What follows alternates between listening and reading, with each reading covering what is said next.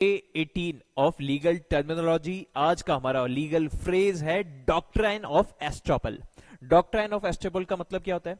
मान लीजिए किसी केस की प्रोसीडिंग में किसी विटनेस ने कहा कि इसने तो ऐसा ऐसा किया था, बट बाद में अपने आप की इस चीज से मुकर जाए तो हम कहेंगे that is doctrine of estoppel. इसका मतलब a person cannot deny a statement once they have promised और रिप्रेजेंटेड समथिंग। आपने एक बार जो चीज कह दी, अब उसको आप डिनाई नहीं कर सकते।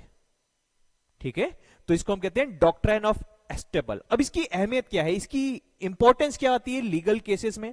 देखिए, it ensures honesty and fairness. जैसे कि फॉर एग्जांपल अगर आपसे पूछा जाए आपने क्या खाया, आप बोलेंगे कि मैंने दाल चावल खाए। आपसे पक्का पूछना कि पक्का दाल चावल खाया था? आपसे पूछेंगे हाँ।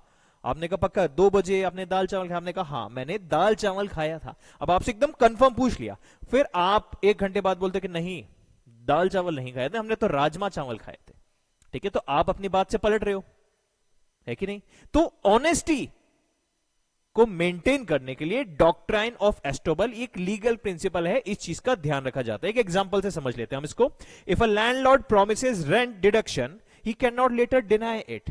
ठीक है, मान लीजिए आपके लैंडलॉर्ड ने आपसे प्रॉमिस किया था कि भाई मैं वचन देता हूं कि मैं आपका रेंट 3 महीने बाद कम कर दूंगा। अब बाद में वो उस चीज को डिनाई कर देता है, हम इस चीज को क्या कहते हैं? That is a classic example of doctrine of estoppel, कि पहले कुछ और कहा और बाद में कुछ और किया। दैट इज, इस चीज को ही कहा जाता है एस्टॉपल। बोला कुछ और करा कुछ।